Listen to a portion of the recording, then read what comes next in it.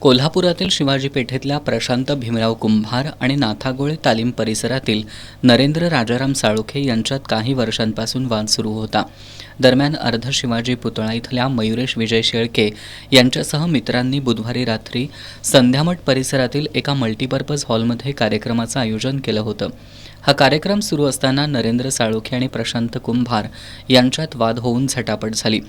यात नरेंद्र साळुखे यानं आपल्याकडील धारधार शस्त्रानं प्रशांत कुंभारला भोकसलं. त्यात कुंभार रक्तबंबाळ होऊन खाली कोसळला. घटनेनंतर गंभीर जखमी अवस्थेत कुंभार याला त्याच्या मित्रांनी CPRमध्ये आणलं. मात्र उपचारापूर्वीच त्याचा मृत्यू झाल्याचं डॉक्टरांनी सांगितलं. दरम्यान संशयित आरोपी नरेंद्र साळुखे हा स्वतःहून जुना राजवाडा पोलिसात हजर झाला. आज त्याला न्यायालयासमोर हजर केलं असता न्यायालयानं त्याला 4 दिवसांची पोलीस कोठडी सुनावली आहे.